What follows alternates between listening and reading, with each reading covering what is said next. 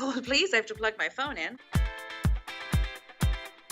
Hey friends! So I just interviewed Bonnie Milligan for like an hour. It was one of the best hours ever. A lot of fun stuff has happened this week, and so we're gonna go over that first. Yesterday, the Supreme Court ruled that gay marriage is now to be recognized in all 50 states around the U.S., so that is very exciting. Idina Menzel is still touring. She is about to be back in the United States from her tour in Japan and London and Korea. That'll be super fun.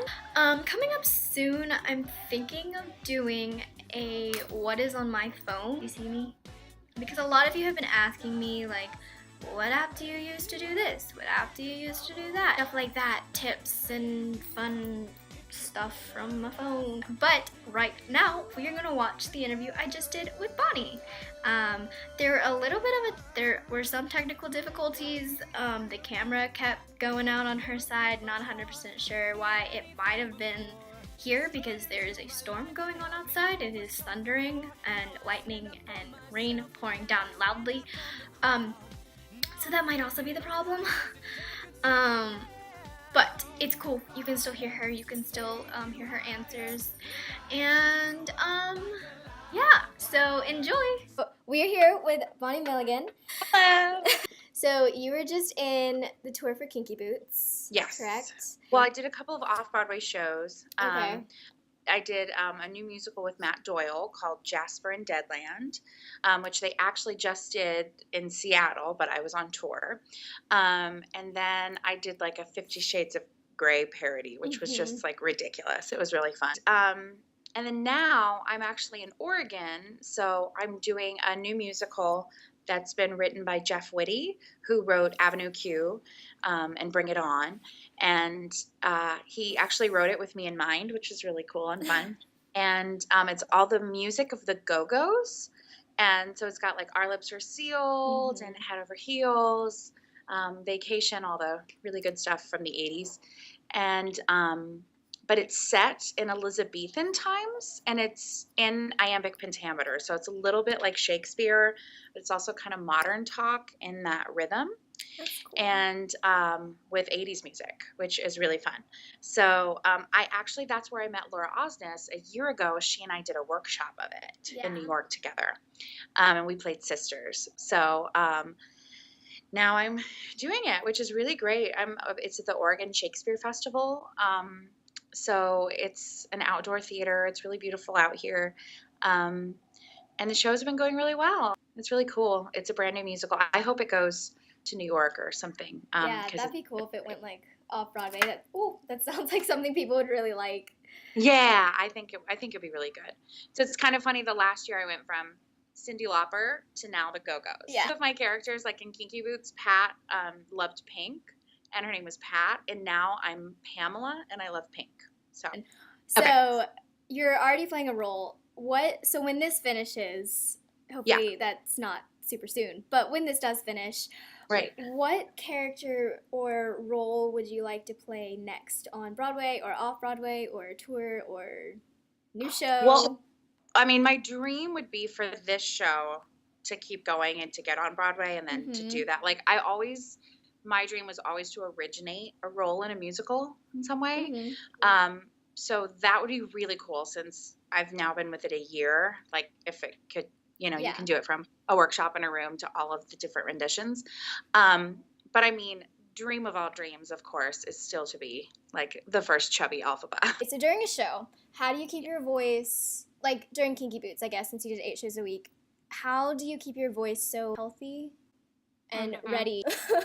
It was hard. That was a really hard score to sing, really high and very specific. Like, Cyndi Lauper was with us like in rehearsals, and Stephen Aremus, who was our music supervisor, have a very specific sound that they want for that style. So it would be like no vibrato, straight toned, belt, which is really hard to do healthily, especially so high because you need extra air, and air is vibrato. So and then you would try to, if you would put it like kind of in your mask to make it more straight tone, that would be too nasal. It was like, it was a juggling act.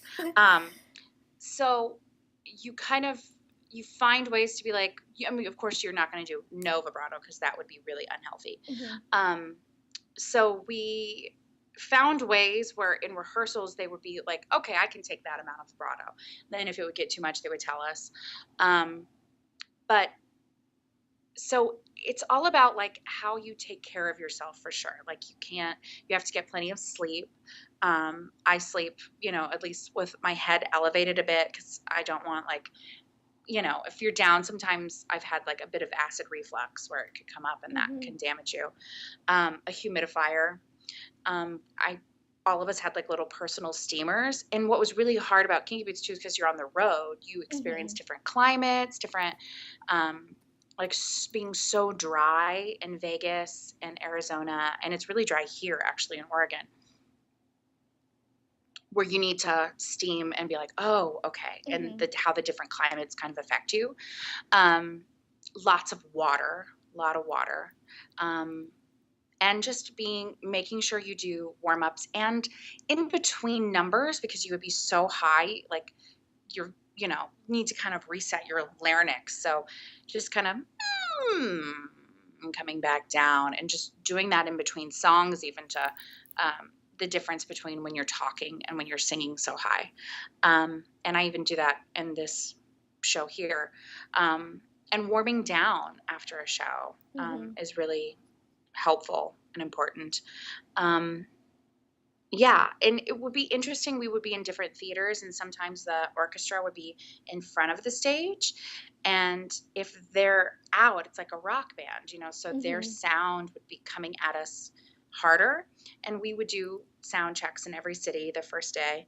And if they're loud, you start over singing and you don't even think about it because you're like, oh, I can't hear myself. Let me sing louder. And we would be like 2 songs in. I'm like, oh, I feel tired already.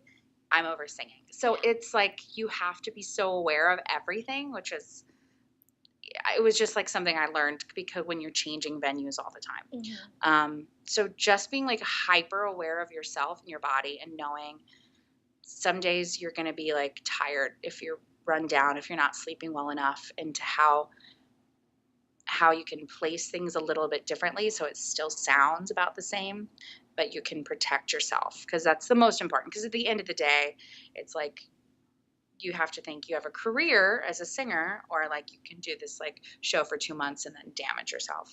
Like you have to take care. For girls who are high school, college area, younger girls who are overweight, how have you've been able to accept yourself? How are you able to just come to realization like it's okay? I mean, that for sure takes some time.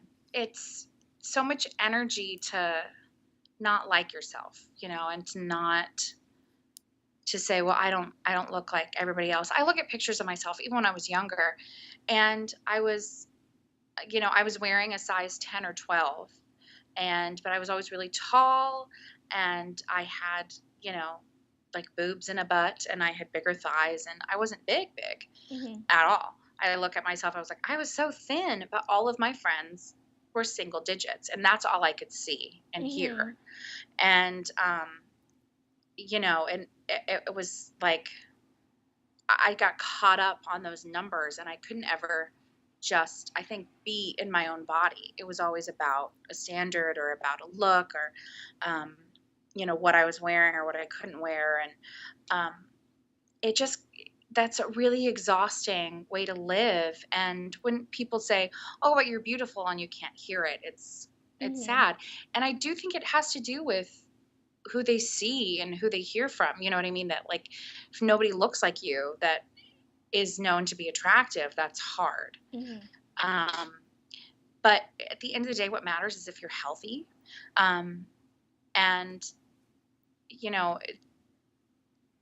as like, I love RuPaul's Drag Race.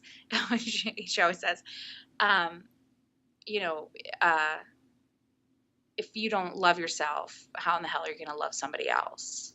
And that's so true. And like the Kinky Boots, just be, and it's just about accepting who you are. and just finding a way to love yourself. So I would say start with little things you like about yourself, like what makes you special, what makes you different. One thing I always got talked about was for my voice. And then, then I was told by some people, and you hear a lot of people say stupid things all the time, which is hard. They're like, oh, you have like an ingenue's voice trapped in a character actress's body. So then I started hearing character actress is a bad thing. And then as you get older, you're like, no, I love being a character actress. I love it. And who says I can't play an ingenue? I could play an ingenue too. And it comes with, I hope, I think we need to change a lot of things in a lot of different viewings. I was really excited that I got hired in Kinky Boots in that role because, Pat does the tango with Lola and they have all these things. And I, talked with Jerry Mitchell about it and the team. And I said, I just want to say that I think it's really powerful that across this country, I was on stage, bigger girl and dancing and being attractive, and nowhere in the script had anything to do with my size. I was just a person who was seen as attractive and fun and full of joy. And I had so many girls at the stage door tell me how important that was for them to see. And so I hope that we can move into an era where I try to tell those casting directors and those people how impactful it is for young girls to see that. And I just hope we can move into a place where it's not the same cookie cutter people doing the same roles all the time, but that you can have more diversity on stage for everything, for sizes, races, everything. Can you give a short idea of what it's like to audition for a role on Broadway or off Broadway or touring? There's different ways to start. So like for Kinky Boots, I had an appointment. So if you have an agent, they will set up an audition for you a lot of the time, which is great because then you show up around your time and you go into a room. And how Kinky Boots worked, mine was a little bit different than many. Some people had like 8 auditions. They had a lot. I had 2, which was great. I went for my appointed time slot, and they had given me what they call sides, which is just basically excerpts from the show, and even sides to sing. And it was from Sex is in the Heel and Everybody Say Yeah. And they were just like really high parts to see if I could belt that high. And then I happened to know I had met I think he's the associate music director on Kinky Boots Broadway, and he was playing the audition that day. And we had met like several times, and I was friends with his boyfriend. And so he saw me and he went, do you have your book, which is like all of your songs? And I said, yeah. And he went, great. So when I walked in the room, they said, oh, hi, Bonnie, right? I'm like, yeah. And they said, well, we heard we have to hear you sing something from your book. Will said you have to sing. I was like, okay. Like I had it with you, always have it with you in case. But I was like, oh, okay. And he started playing I have Whitney Houston, I Have Nothing in there. And I was like, oh, we're doing this today. Okay, got it. Okay. And I just kind of readjusted. I was like, how does this go? Because you have cuts, So I did that, and then the music director had me sing the sides, and then I read the sides. So I did it once, and then the associate director gave me some adjustments, and I did them, and then that was it. And then I got a call back, and it was like everybody was there. So the first one was the associate choreographer, associate director, the casting director, the music director. And the second one was like 14 people. So it was like Jerry Mitchell, Stephen Aremus, the lead producers, Harvey, Cindy. Like you're like, okay, here goes. And they had me sing Whitney again. So I went in knowing I was going to do Whitney. So I sang that. And then I just did the scene once. And they're like, that's great. And I went, okay. And that was kind of it. All the other girls had a dance audition too. I'm surprised I didn't, but I squeaked by on that. But if you don't have an agent, or if you don't have an appointment, then you go to cattle calls, and you get there super, super early, and you sign in on a sheet, depending if you're equity or non-equity, and they have two separate signups. And equity, you'll sign up for a slot, and non-equity, you just get on a list, and then you wait and hope to be seen, which is a long day, but I did that as well for things. So, and then, you're usually in the first room with just a casting director or associates. And then as it progresses, you get more of the team come in. I've done a couple shows at 54 Below, and that's super awesome. I've watched all of the videos. I am obsessed with them. What has been your favorite moment at 54 Below? I mean, I think my favorite experience at 54 Below was definitely my show that I did there, because it was so amazing. I had done the Idina Menzel medley that I did. That night, I went to the, we finished, and it was the end of the night, and the director of programming, Jennifer Ashley Tepper, came up to me, and she was like, okay. No, it was somebody else who works there came up to me and said, you need to do your own show here. And I basically got home, and I guess that night he talked with Jen, and she emailed me, okay, we need you to do a show here. And I was like, oh my gosh. And I had never done my own cabaret before. And I was leaving for Kinky Boots very soon. And I had a month to put it together. And I went, okay, yeah, let's do it. Let's just do it.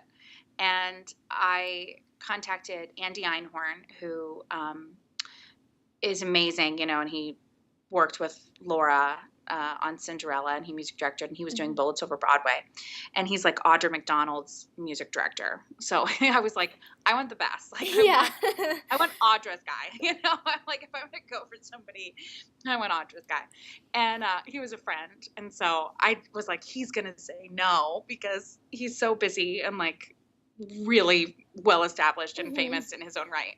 And he was like, that'd be great. I was like, oh, okay, great.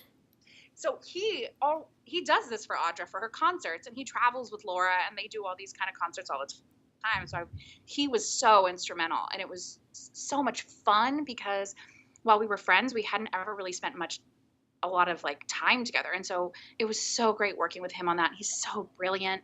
And it was like getting in a room and talking about, he really helped me structure what I was doing and finding songs I loved. And I was like, I love Disney songs, and I want to do a medley. And I left that day, and Laura had texted me, and I was like, oh, I'm leaving rehearsal with Andy, and I have this cabaret. And she's like, when? And so we're texting, and she said, oh, my husband's out of town. I'll definitely be there. And I just went, well, would you want to sing? I was like, I don't know if she'd want to. And she was like, oh, I would be honored, because she's the most lovely person. And I was like, oh. And then immediately I was like, Disney medley, she has to join. So then the next session with Andy, we just kind of kept going back and forth. I was like, what if she came in here? And what if it was this bit? And then what if I get mad? And he's like, what if you start riffing too much? And so it was the most fun to kind of sit there. And he's so genius. I just bought all the sheet music for all the Disney songs. And then he put it all together so brilliantly. So that whole evening, and I was a little we had limited time. And so I was full rehearsals for Kinky Boots, and I did Matt Doyle's shows that weekend. And I just felt, oh God, are people going to come? Are people going to like this? Will I be good in it? Will I forget my words? And I was just a little anxious. So when it started and I walked out and it was sold out, and I was like, it was just magic. So the next hour and a half was just the best. I just felt so comfortable, and it was so fun, and it was just a room full of people laughing, and that was definitely the ultimate. And the Disney medley is one of my favorite things I've ever done. So yeah. In New York City, what do you like to do in the winter when it is freezing cold outside, and if you step outside you die and your face burns off? So cold. Layer for Jesus, everything you got, put it on. Just boots, scarves, everything. And then I do a lot of hot water with lemon and honey, and just always kind of trying to keep it hydrated, because tea can sometimes dry you out depending on the tea. But one of my always indoor activities, one of my favorite things in the world to do is private room karaoke, which they have in New York. And you go with your friends and you just get your own room, and it's just, you do karaoke, and it's the best. Like public karaoke, sometimes I get a little anxious about because it's like a performance. But if you're private, you're just like doing all the duets and I would even like that's kind of how I guess process uh, emotions or feelings or how I kind of vent is by singing. So I would sometimes go by myself and just get a room and just sing, and then I would feel better. And so that's a great like you don't have to be outside, and it's like the most fun activity. Would you like to take the dog back? I'm sorry. There's a dog? Yeah. Jax, do you want to say hi to Bonnie? Yes, please. Hi. Aw. This is Jax. He's so cute. Hi, Jack. If you could choose to be a character in a show that's on Broadway right now, like they got sick or something and then all their understudies died or something and you randomly just popped up or something, who would that person be? All the understudies just died. It was an awful flu. Yeah. I mean, Alpha, for sure. Did you see the Tony Awards this year? Yes. Did you have a favorite performance from anyone? Fun Home. I was blown away by Sydney Lucas. I was dead. I was like, what's happening? Why do you have the most in-depth personal life happening right now? And I was like, someone give her a TV show because she played so beautifully to the camera because it was so subtle and there was such a rich life happening with every moment that I was like, I watched it like 1,000 times. Yeah. It was so good. You talked about equity and non-equity, and I have attempted to explain what this is, and I have failed because absolutely no one gets what I am talking about. So could you give an explanation on the difference and then how you add up your points and getting points to get your cards and stuff like that? Yeah, so equity is the union that that represents actors, directors, stage managers, etc. It's like any union that basically there are sets of rules that in a work environment you're not allowed to be overworked, you're not allowed. There are certain things that your union steps in and talks about for you. So you just have to be paid certain amounts, and you can't be asked to do things that in non-union things they'll ask you to do.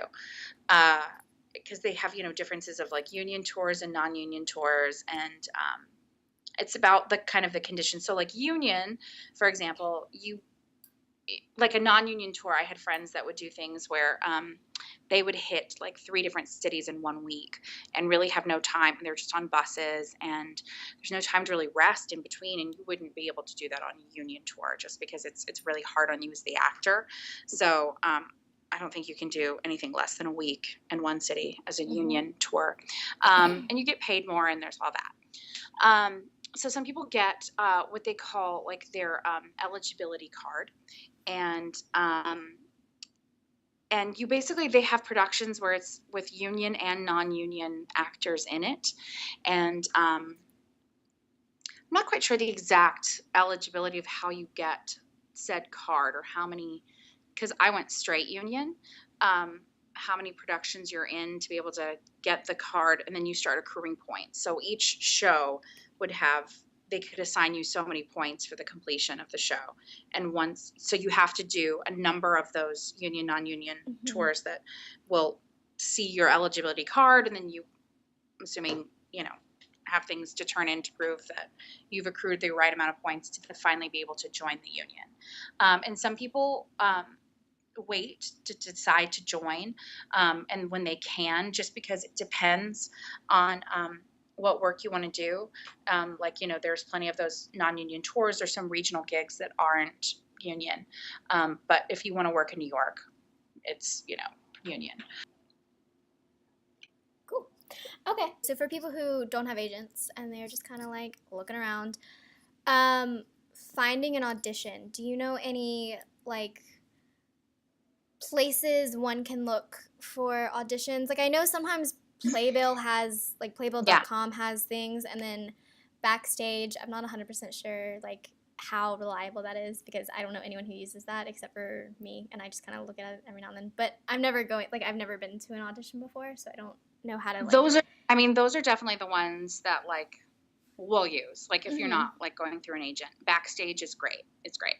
Because they have the online publication as well as, you know, like the weekly. And if you've seen it, it's easy to put in like what you're looking for and like filter through and seeing what types and etc. And it'll tell you on there if it's union, if it's not, you know, like how it's going to be. Those are the best ways for sure. You know, sometimes I would say, especially since you're not in New York, check to see when they have those listings. A lot of the times they will list who the casting director is on it, if not maybe just the agency. What's really good then is to call or email if there's a contact something listed and ask if they take video submissions, because a lot do, because they have like, especially agents do that all the time. Because like when I was on the road for the tour, I knew that I was coming to do this, so I wasn't actively auditioning. But I had a lot of friends that were submitting things for things back in New York, and they would create a tape, and they'll send you the material to record, and you just kind of like, hi, I'm Bonnie Milligan, and I'll be reading for Pamela.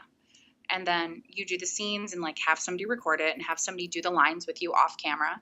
And then you email that, or like make a Vimeo or something, you know, and send that in. And who knows how many they get. So, but it's better than nothing. Yeah. And then if they like you, they'll give you a callback, which then you would need to go to New York for. But at least you can tell your parents, well, I got a callback, so we gotta go. Yeah. Okay, well, yeah, thanks for talking with us, and this was fun. I guess when we're bigger, you could always have bragging rights and say that you were the second person we interviewed for the show. Boom. And thanks for doing this with us. Yeah, this was fun. Thanks for asking. Okay, so that was cool. That was Bonnie Milligan. Sorry, it was like super long. I didn't mean to, but I asked a lot of questions, and she had a lot of time, so it's like an hour long, which is totally fine. I think it's fine. I will try not to make them that long next time, I promise. But I hope you watch the whole thing, because a lot of these questions are from you guys, or they're questions that I thought you guys would have asked if you asked any question, and they're really helpful. Anyway, see you next vlog, and I guess I'm done. Bye!